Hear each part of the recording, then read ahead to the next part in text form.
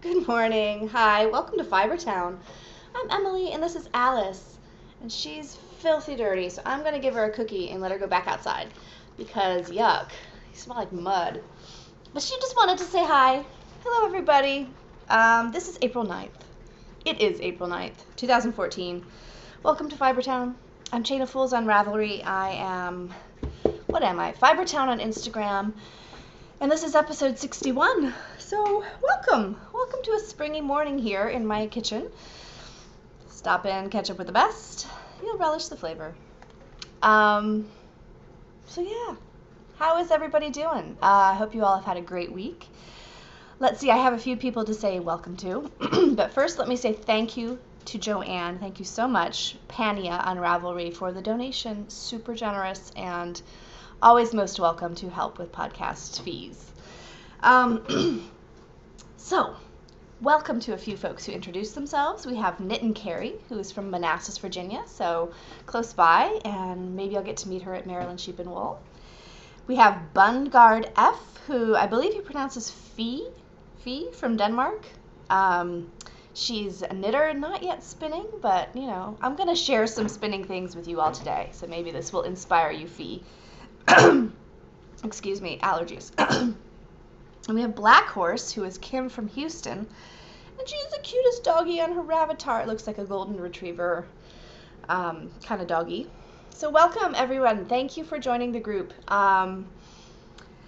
Let's see, we have a craft-along going on. It is the Autism Awareness Craft-along, and April is Autism Awareness Month, but the craft-along goes through the end of May. The Pen, Hook, and Needles ladies have their knit and crochet along for the same thing. We're doing this jointly. Theirs goes through the end of June, I believe. So check out their podcast, and as well as the Equal Opportunity Crafter. She is doing it as well. There was, last week I think, or maybe the week before, there was an article in the Wall Street Journal that was very interesting. It was about certain corporations who are looking for people who have autism, high-functioning autism, because some of the qualities characteristic of people on the autism spectrum are very valued in the corporate world. So I thought that was a really interesting article, so check it out. I don't know if I'll be able to link to it, but I'm sure if you Google it, you can find it. Okay, so for that craft along, you can do pretty much, what did I say? Knitting, crocheting, spinning, weaving. Yeah. And the goal is to have 3 or more bright colors. And this is just for autism awareness. So there are already some great FOs in the thread. If you are doing small objects like hexapuffs or anything and lots of little teeny things, I'm asking that you put 3 per picture. Okay? Awesome prizes, like 7 or 8 prizes. I will put pictures up on the thread as well as show you guys as soon as they come in. And yay! So I put up a poll last week because I am going to make collywobbles for my autism awareness craft along, and those are socks that I designed, and I put up a poll with 4 of my yarn choices and let you all decide. And the winner by a landslide was the Enchanted Knoll Farms Grackle colorway. What is this? Common Grackle. And so I'm going to skein this up and cast on a pair of collywobbles. Excellent. It's got lots of bright colors in it. Turquoise, purples, magentas, lots of awesomeness. A little bit of orangey red right there. So the runner-up, I should say, in that poll was this. And I was saying how it was a mystery yarn, and I found out what it is. I won this from the Lemnit Crochet podcast for a fundraiser knit-along that she had done for histiocytosis. And this is Aloha Blue yarn. And I knew it had something to do with Hawaii, but it's actually dyed in California, I think. Aloha Blue, BLU, for blue, is on Etsy. And I think this is called Waimanolo Flowers. It's very pretty. I think it's an MCN, Merino Cashmere Nylon. And these also would make great collywobbles. I think all of the yarns that I put up there would make great collywobbles. And just, if you're curious, I am wearing my cedar leaf shawlette today. Excuse me, the allergies. Spring is finally here. It's a cold spring, but things are pollinating anyway. Life finds a way, right? Excuse me. I look kind of tired today. Okay, so that's that. Let me show you my whips. I have no FOs, except for spinning FOs. Please don't lick my feet. Oh, I have bare feet. Just stop it. Go back outside. You want to come back up? Here, come here. Oh, lava, lava, lava, lava. There's my girl. There's my girl. Okay, so how muddy are you? It's mud season, and I end up giving her baths in the kitchen sink more frequently than I would like. Alice, y'all muddy. She's a good girl. So, works in progress. Where were we, Alice? You saw this sock a while back. I blocked it on my gorgeous Boston Terrier sock blockers, and I wasn't sure if it was going to be long enough in the foot, but with blocking, it is just fine. So, that is my Lollipop Yarns movers and shakers, and I have the other one. I'm going to have to put you down, baby. I have the other one with a small bit of progress. It's just so easy to set down when I'm knitting a really awesome sweater. So there we go. I'm starting on the stockinette portion. The ribbing is finished. These are on my US 1.5 carbons. That's 2.5 millimeters. Lollipop Yarns, movers, and shakers. And I've got that in my one Jessalou, stitched by Jessalou bag, which is awesome. I do not prefer bags with zippers, but I do like this one. It's got sock monkeys on the outside, and on the inside, bananas. For when you're low on potassium. All right, so that is my sock. I have a lot of design knitting I've been doing, and I mentioned that a little bit last week. I think that after the 5th frogging, this has been quite a process, I finally have a good construction for what I want to do. So, fingers crossed, that is underway, and I've been spending quite a bit of time on that. However, I was able to knock out one of the front panels for my bare branches, and just to refresh your memory, bare branches, there's the back with the tree, and I have a front panel. I think this is the left front. Yes, there it is. It's on waste yarn up here. Doesn't look like much. It's got I love doing this hem. It's so satisfying and easy and looks so polished. And I have the right front cast on, and I just finished the hem on that. You can see that right there. There's the back side of the hem. All you do is knit, knit, knit, knit until it's the length you want. You fold it, and you knit 2 together with the cast on edge. So, yay! Plymouth tweed, made in England, 100% wool. It's got some yellow and bluish neps in there. And this is only ball number 5. I have 14 balls total. So I should be able to knock out this front this week, and then I have 2 sleeves and a hood. I keep thinking I'll wear this at Maryland Sheep and Wool. I don't know who I'm kidding. It's probably going to be way too hot, so. Can you hear the birdies singing? Alice is stretched out soaking up the sun, and the birdies are singing. So I hope you all are having a nice morning too. What was that? Is this jazz hands? I don't know.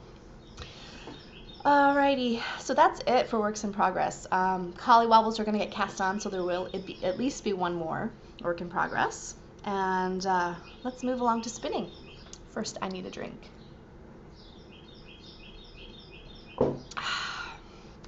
I have 2 finished spinnings this week. Gourmet Stash, both of them. This is the one I've been working on the longest, and I've been doing this on my Turkish spindle, my Spanish peacock, not my Turkish, Tibetan, my beloved Tibetan. I prefer supported spindling to drop spindling, I think. It's really my sweet spot. And if I'm drop spindling, I prefer a top whorl to a bottom whorl. So I don't prefer a Turkish. Anyway, that is neither here nor there, but this is Maleficent. This is a 2-ply, 110 yards, which is a pretty good yardage for 1 ounce of fiber. And you can see there are purples and whites and this electric green and very subtle amounts of red sparkle. And there's one right there. Let me see if I can capture that for you. It's where my index finger is. And it's not going to want to focus, is it?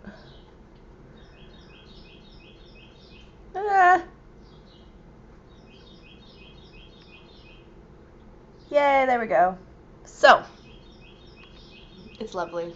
It's going to go with my Cat of the Canals, and then I have the Muse, one of the Muse colorways, which is also a black base. And those will be knit together into something, because they're all dark, with other bits of color. So, lovely spin, as usual. And I did that, as I said, on my Tibetan, which is empty. It hasn't been empty in so long. I love this spindle. Someone was asking me, about supported spindling. And I did show supported spindling in one of my episodes last summer. I can't remember which one. But I was on my porch, and I was, oh gosh, it's dusty in the bowl here. Let me dust it. I was showing how I was supported spindling, and not an expert. In fact, probably last summer, I was just doing it my way, which is probably not the right way. But one thing that helped me to actually finally get supported spindling was to spin off the tip. I wasn't doing that accurately. So I basically spin. Of course, this is on a surface of some sort. So you have 2 hands to work with the fiber, and you're spinning with this hand. You're flicking the spindle, rather. And then you want the spin to come right off the tip into the fiber. And then once it's in the fiber, you can sort of manipulate the fiber this way. It doesn't have to be always drafted up. Pinch it and can manipulate the fiber this way to the side. And then you flick it the opposite direction to wind on. So I know that's just a very cursory explanation. Of course, I'm not demonstrating with any fiber, but someone had asked me, how do you get this working? And my one tip would be make sure you spin off the tip. That is the tip. All right. Okay, my second spin. I love it. I'm in love, and love, and love, and love. These are the Black Watch tribbles. Look at that. Now, I was mistaken in saying that this was inspired by a Game of Thrones reference. And here's the reason why I thought that. Black Watch tartan. In Game of Thrones, you take the black, which means you become part of the Night's Watch. And so, I don't know, it just matched up in my mind. However, it is not a reference to Game of Thrones. Look at the colors, greens and that plummy charcoal that's so unusual, and blues, and it's just squish-tastic. Anyway, the Black Watch is sort of a Scottish, I believe they were commissioned by the English to keep peace, to keep peace in the Highlands after the Jacobite rebellions in the 18th century. And they were not a nice group of people, but they were sort of a police, like a homespun police force. And they kind of took advantage of that position of power. A lot of them did. But the tartan, the tartan is awesome. And, maybe I'm mistaken, too, in what I just said. But, it's the Wikipedia, so take it with a grain of salt. But the tartan is really beautiful.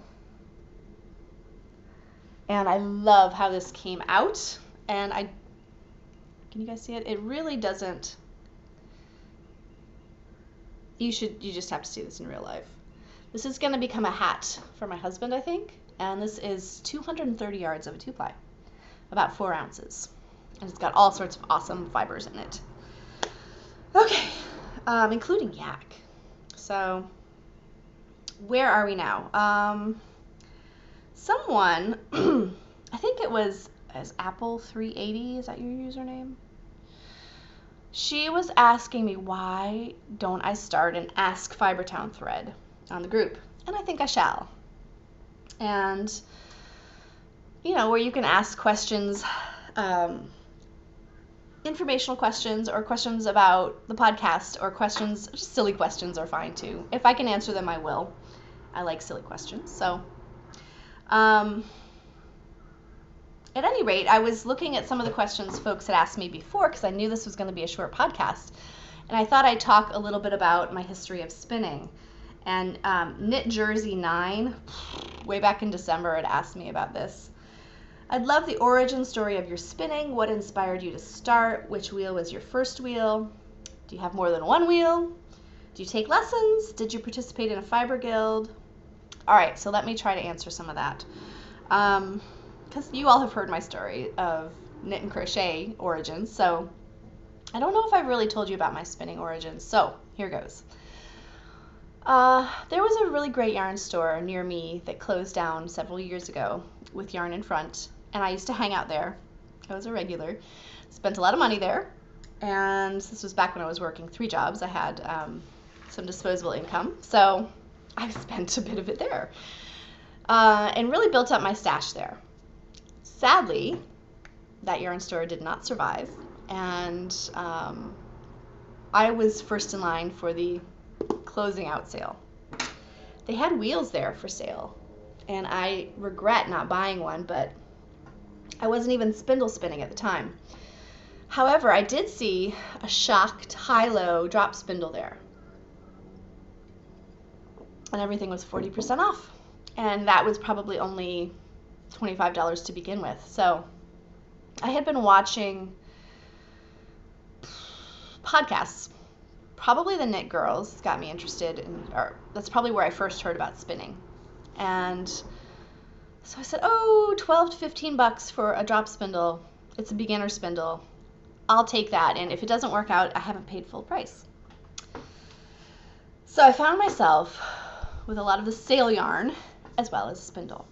And I bought some fiber too, like maybe a 1 ounce bag of, I think I got a merino cashmere mix. Not a good beginner fiber. But what do you want to do? I think I had some Corriedale as well, and I looked at YouTube videos. And my friend Sarah actually had shown, I watched her show another friend how to drop spindle at a previous Maryland Sheep and Wool, and sort of, I was looking at it like, I'm never going to do that. But I watched it. Who wants to make yarn? That's silly. There's so much great yarn out there. But I had watched it and internalized a little bit of the lesson she gave to the other friend. Hi, Sarah.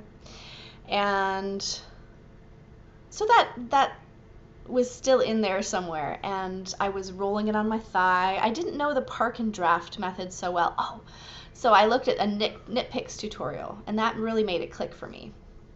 And yeah, but